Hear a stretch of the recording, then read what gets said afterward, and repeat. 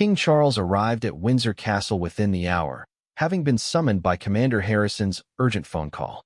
The gravity of the situation had reached the highest levels of the royal establishment, and the king's immediate presence was required to resolve a crisis that threatened to expose deep divisions within the monarchy's inner circle.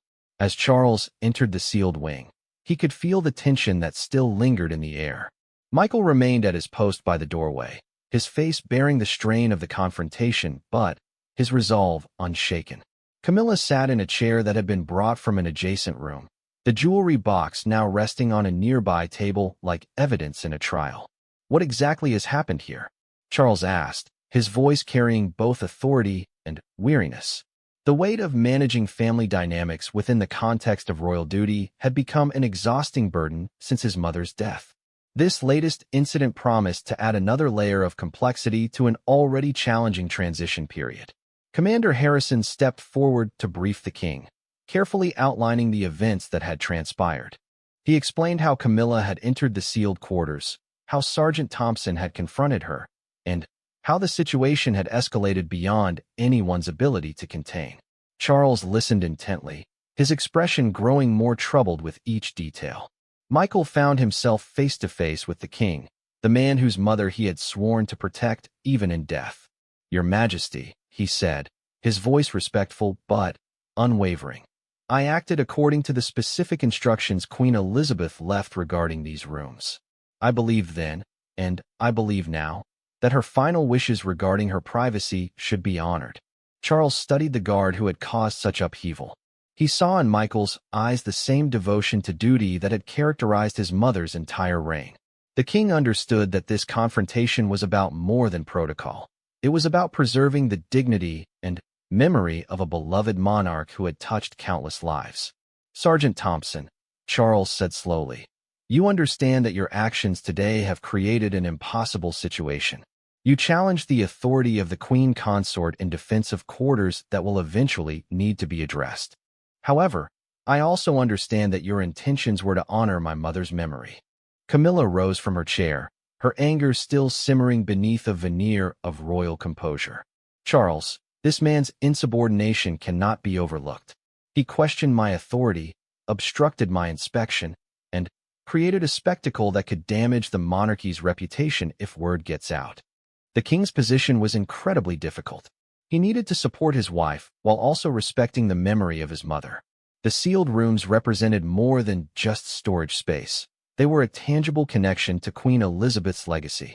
But he also couldn't allow guards to openly defy members of the royal family without consequences.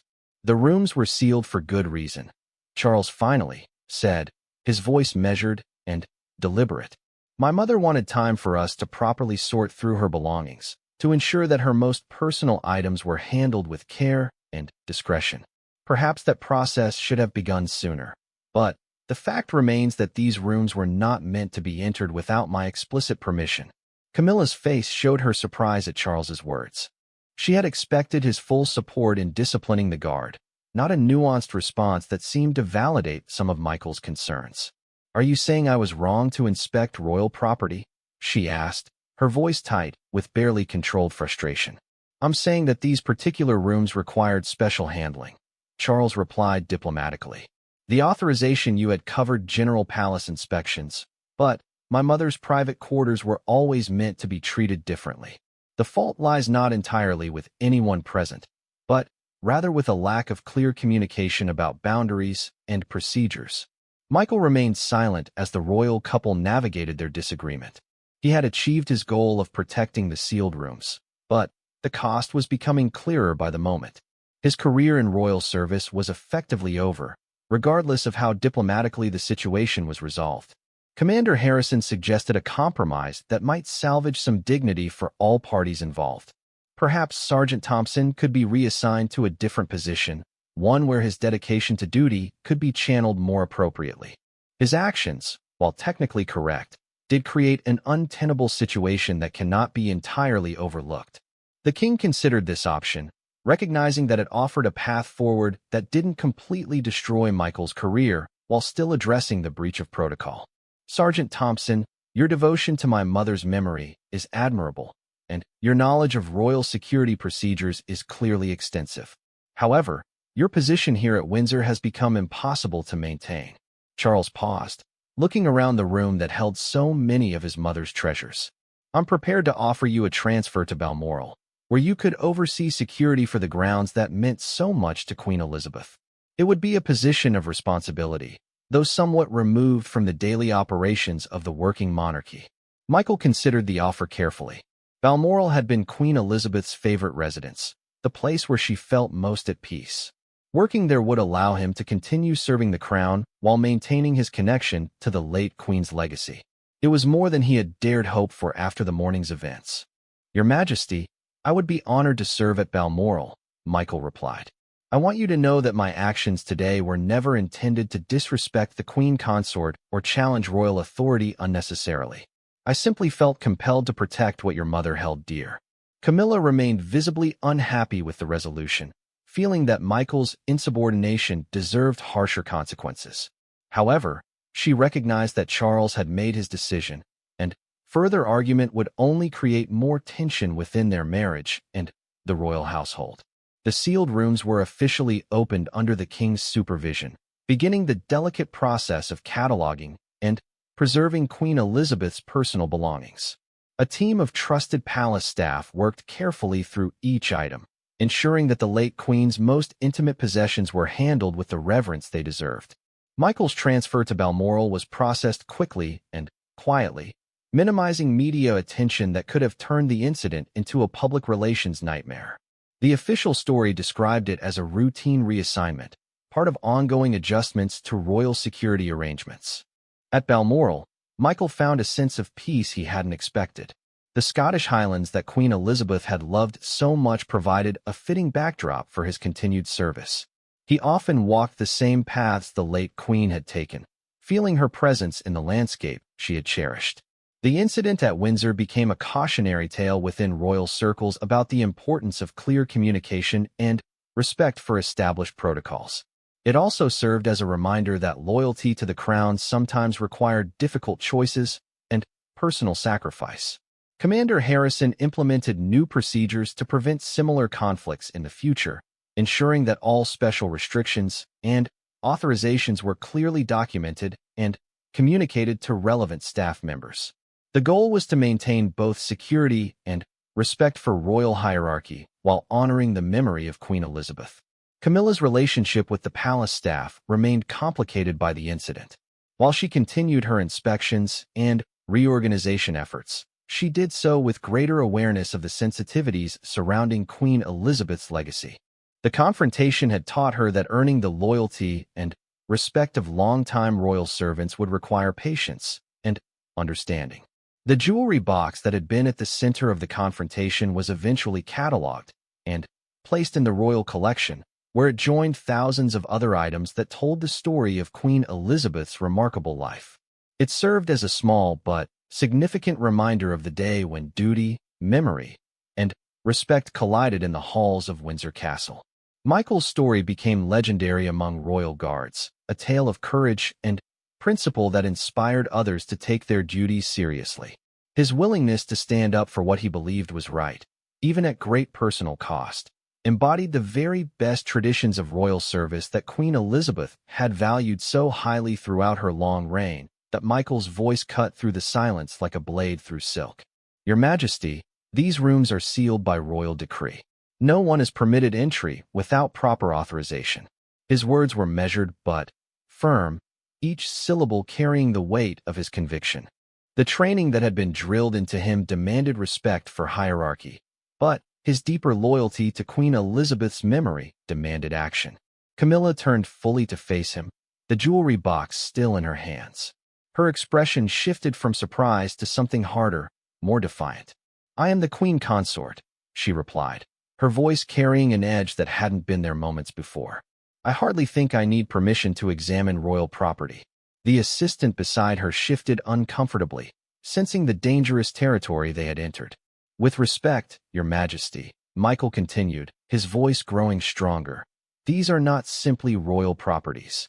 These are Queen Elizabeth's private quarters, sealed specifically to preserve her memory and protect her personal belongings. The authorization required comes from the king himself, and I have seen no such documentation.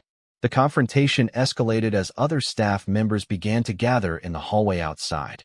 Word traveled quickly through the castle's network of servants and guards. Whispered conversations carried the shocking news that someone was challenging the queen consort's authority. Such boldness was unheard of in the carefully structured world of royal service. Camilla's assistant attempted to defuse the situation by producing a folder of documents. "We have authorization to inspect royal residences," she said, her voice trembling slightly. But Michael was not so easily dismissed.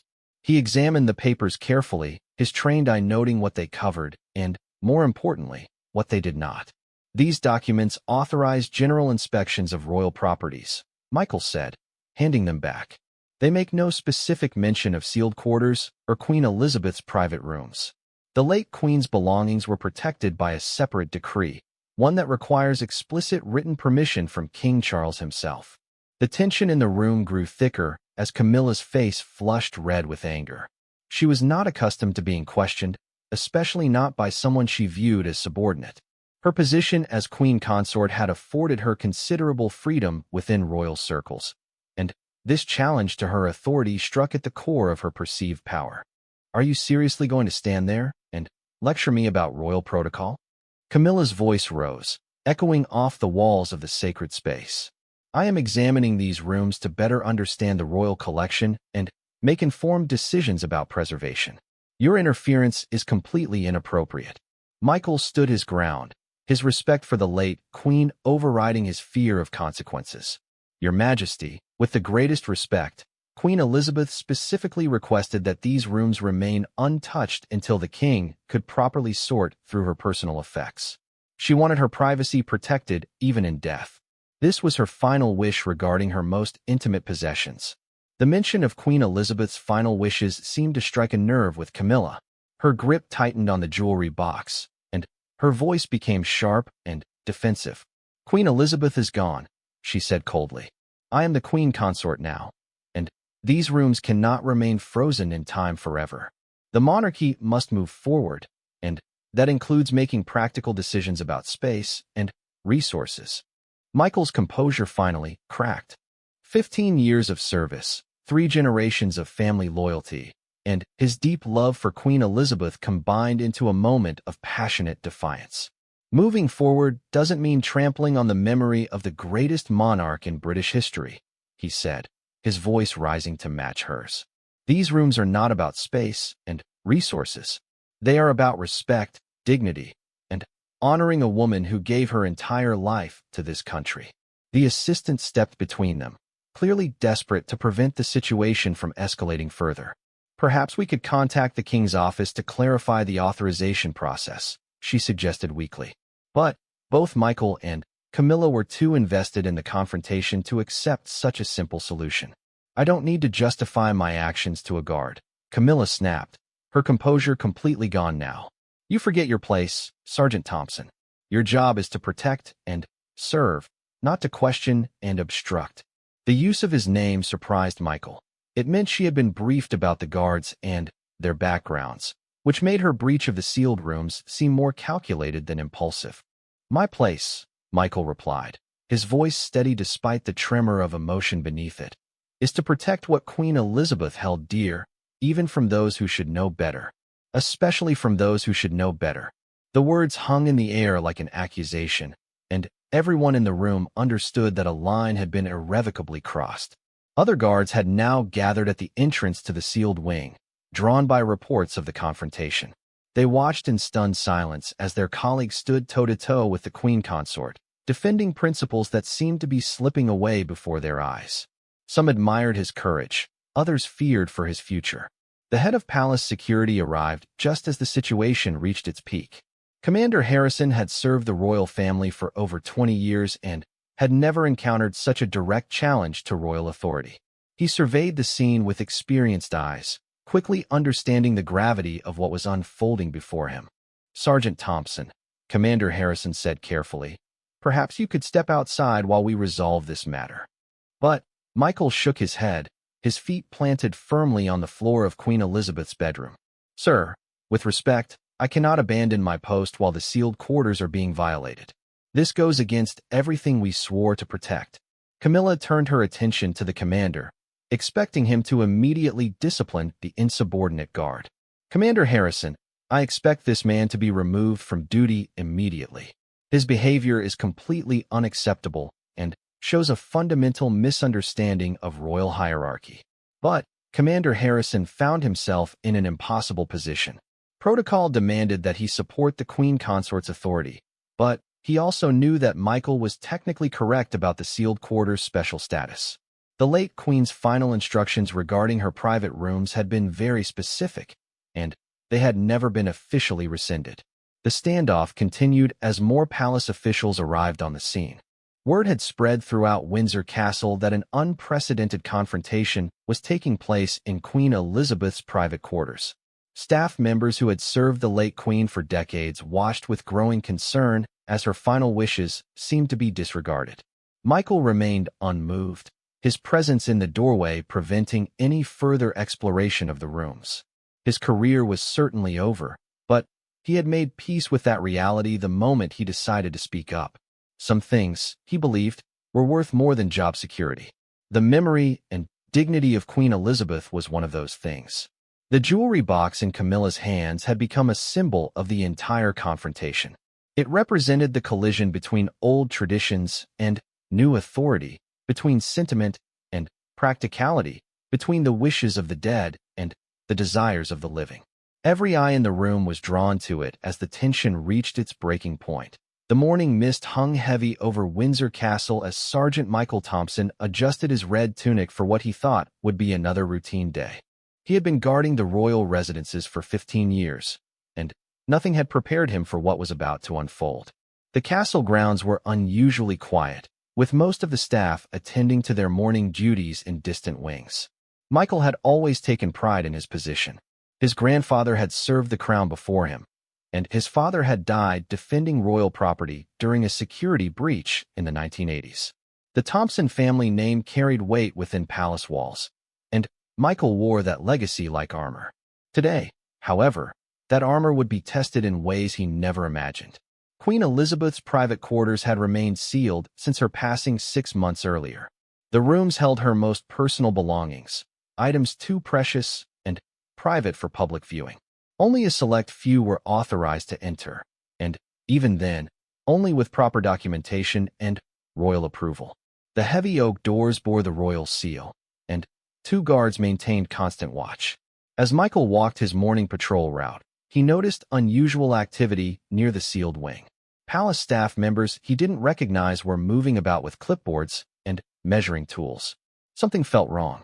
His instincts, sharpened by years of service, told him to investigate.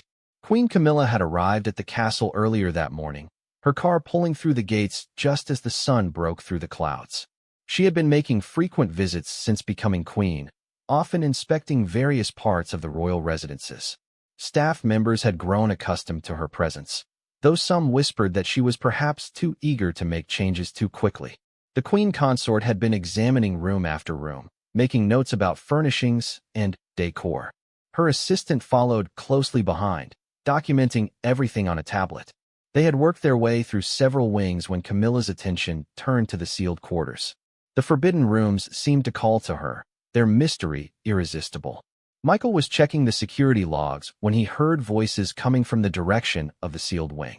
The conversation grew louder as he approached, and he could make out Queen Camilla's distinctive voice among them.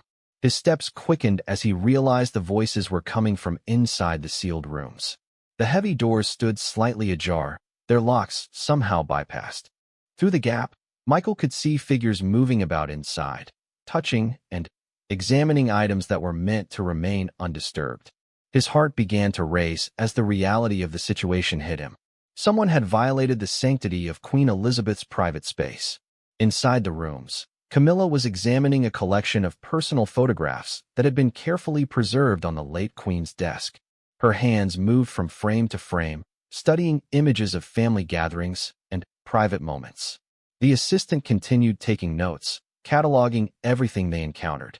Michael's radio crackled to life with reports from other guards, but he was too focused on the scene before him to respond. His duty was clear, yet the person he needed to confront held one of the highest positions in the realm. The conflict between protocol and hierarchy created a storm in his mind. The rooms contained more than just furniture and photographs. There were personal letters, journals, and mementos from the Queen's long reign. Each item told a story, and together they painted an intimate portrait of a woman who had dedicated her life to service. These were not museum pieces, but cherished memories of a beloved monarch. As Michael watched through the doorway, he saw Camilla pick up a small jewelry box from the dresser. The box had belonged to Queen Elizabeth's mother and contained pieces that had never been photographed or cataloged publicly. The sight of someone handling these intimate treasures without permission sent a surge of anger through Michael's body. The assistant noticed Michael's presence first, tapping Camilla on the shoulder and gesturing toward the door. The Queen consort turned to see the guard standing in the entrance, his face flushed with a mixture of anger and disbelief. The room fell silent except for the ticking of an antique clock on the mantelpiece.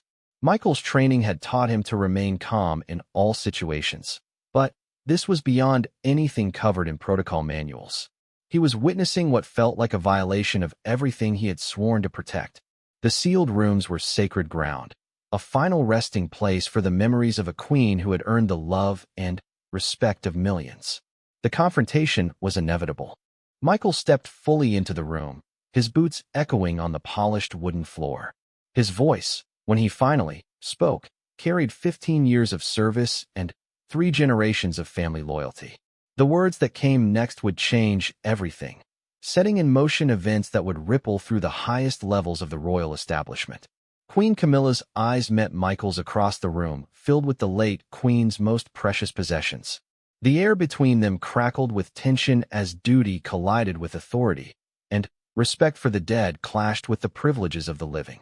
Neither could have predicted how this moment would unfold, or how it would affect everyone involved. The jewelry box in Camilla's hands seemed to grow heavier as she realized the gravity of the situation. The assistant stepped back, sensing the approaching storm. Michael's jaw tightened as he prepared to speak words that would either preserve the dignity of his fallen queen or end his own career in royal service. Outside, the castle grounds continued their peaceful morning routine, unaware that inside one of its most sacred spaces, a confrontation was about to erupt that would test the very foundations of royal protocol and personal honor. The sealed doors that were meant to protect Queen Elizabeth's memory had been breached, and now a loyal guard faced an impossible choice between duty and deference.